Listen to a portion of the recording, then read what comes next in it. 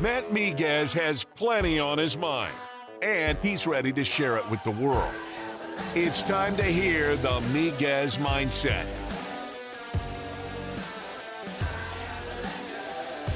And we welcome you into the Miguez Mindset here on ESPN 103.7 Lafayette and 104.1 Lake Charles. Matt Miguez here, back after a couple of weeks of hiatus. We've got a lot to talk about with the college football playoff a week away.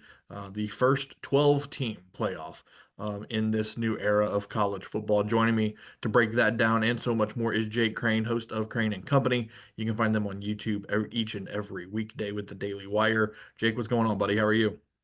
Man, just I'm fiending for some college football, man. It's fun. It's funny. We get so much of it so fast, all of a sudden it disappears, and I'm walking around scratching my neck looking at people. So I'm just ready for it to get here. Hey, Army and Navy tomorrow.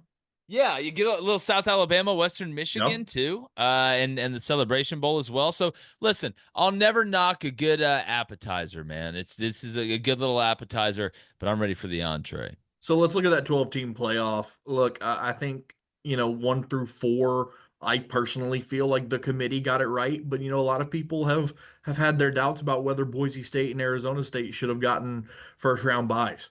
What are your thoughts on that? Well, whenever we have the conversation about what the committee got right, what the committee got wrong, I think the way we set up and the way it is structured, it's impossible to get it as efficiently right as possible, if that makes sense. Like, I do not think that you should automatically get one of those top 4 bids for winning your conference championship game and getting that bye. Now, I don't mind us having 4 auto bids from the top 4 conference championship game winners, because that keeps the incentivization there to go play in it and the importance of the game all around. So I'm not saying that, but giving them a top 4 spot, I know why they did it. So Notre Dame couldn't get a top 4 spot without playing a conference championship game, but I don't think it was worth it, because to me, I think the top 4 teams should get the bye. I think that's the way it should work. If 2 of them have to be from the same conference, if that's the way it worked out, then that's the way it needs to be. So as far as, do I like it structurally? No, but the rules are the rules, and they had to pick 4 teams. Do I think Boise should be the 3 and Arizona State should be the 4? No, I actually think Arizona State should be the 3 and Boise at best should be the 4. I think you can make an argument for Arizona State being the 3 and Clemson being the 4 and Boise being the 12. But you start doing that, it turns into class warfare, and they're not going to guillotine me out in front of the whole public. So if you were the head of the playoff committee, who's your top 4? The way the rules are structured, like if I have to pick the top 4 conference champion winners, I would obviously Oregon would be 1. Georgia would be 2, Arizona State would be 3, and then Boise would be 4.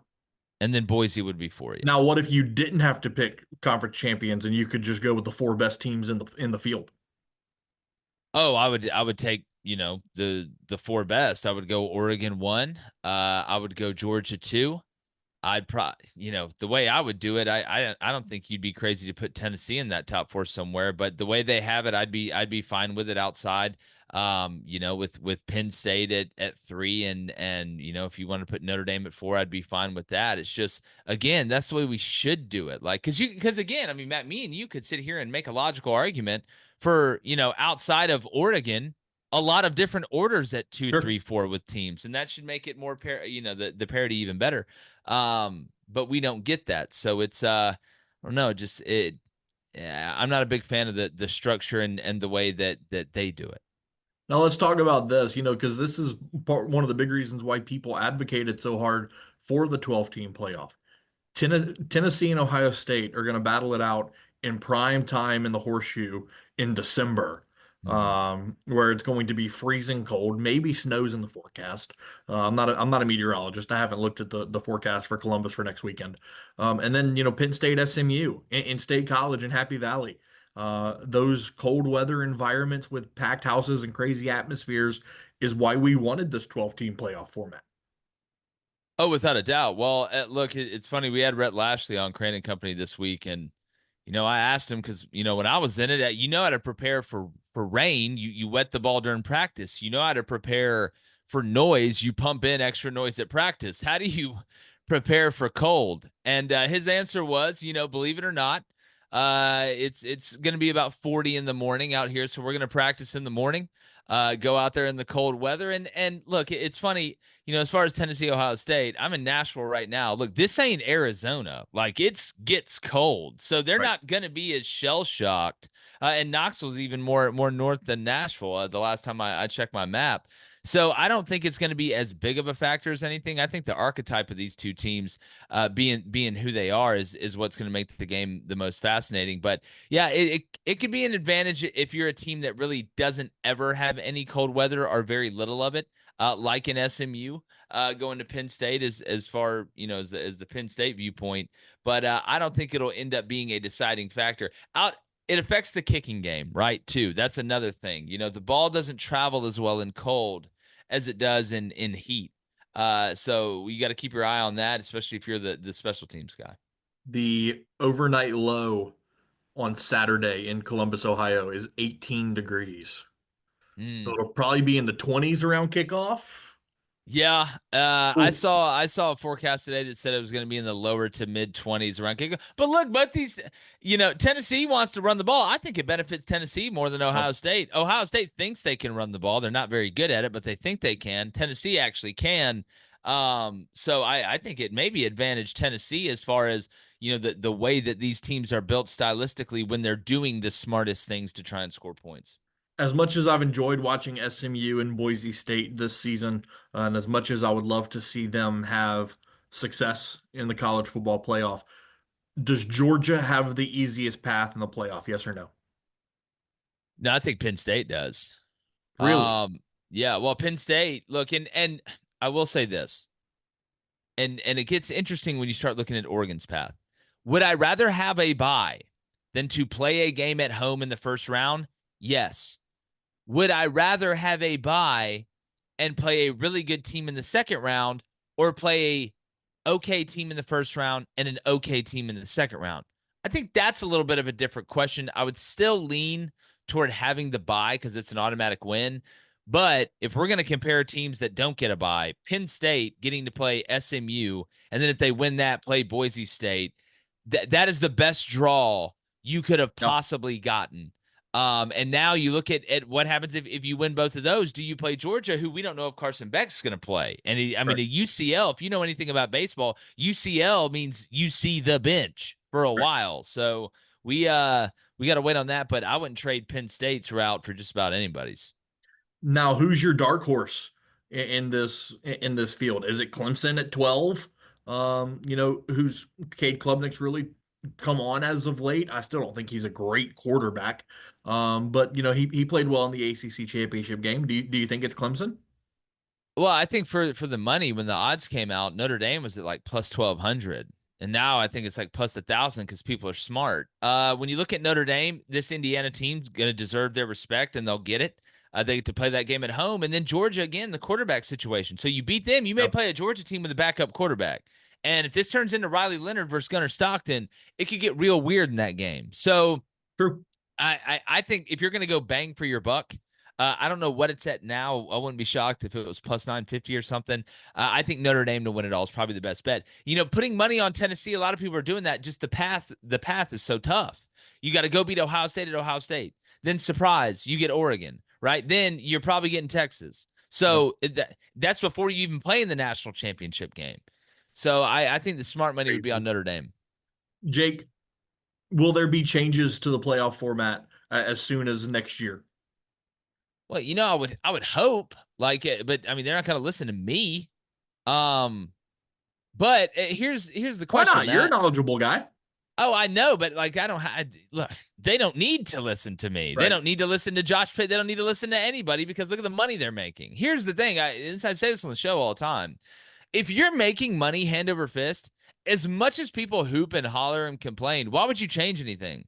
Sure. That's like saying, well, man, McDonald's, they need to start making their double cheeseburgers with better ingredients. It's like, how much money did McDonald's make off double cheeseburgers last year? Oh, wow. And they're going to make more money this year? Why would I ever change? So we're watching college football more now than ever because the on-the-field product is so good. So if there's no these people only speak one language, and that's financial. And if it doesn't hurt them in their not only doesn't hurt them, helps their bottom line, they're not going to listen, right? That it's like the French Revolution. You know when they started listening? When the people stormed the castle. So, like, I'm not saying do that. We can Right. storm the metaphorical castle. Right. But no, I mean, say some of that nowadays. I'm scared now. No, but I don't think they're going to change. Maybe they'll expand teams and keep the same structure, but with the added teams. Well, you talked about if people are making money, they're not going to change anything. Look at YouTube TV. Everybody's mad today about YouTube TV going Yeah, up guess on what their you're watching prices. tonight?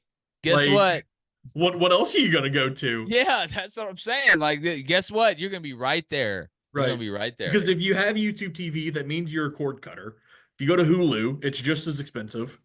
If you go to Sling, it's almost as expensive with less channels. Like, where are No, you going they to really come? look. They got the market cornered like a Walmart in a cul-de-sac.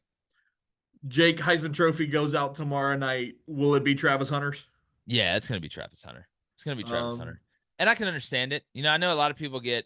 I'm just shocked a quarterback didn't win it because it's a quarterback award. But I think it was the perfect recipe for a guy like Travis Hunter that does what he does to actually win it. I mean, Genty's an incredible player. If Genty put up those numbers at Georgia or Bama, he'd win the Heisman. But he's not at Georgia or Yep. Bama.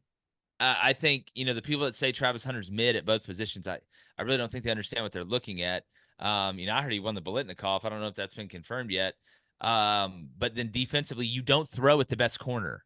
Like Correct. that, you don't do that. So don't Yeah. expect amazing stats. It's like a long snapper. You really don't hear about them unless they screw up. First player ever to win both the Biletnikoff and the Benderek. I mean, that's just That's crazy. insane. That's like Road to Glory That's high insane. school Yeah, award. that's insane. Best kicker in the country comes from Lafayette, Louisiana. Just Okay. throwing that out there. Shout out to Kenny Almendaris winning the Lou Groza Award last night.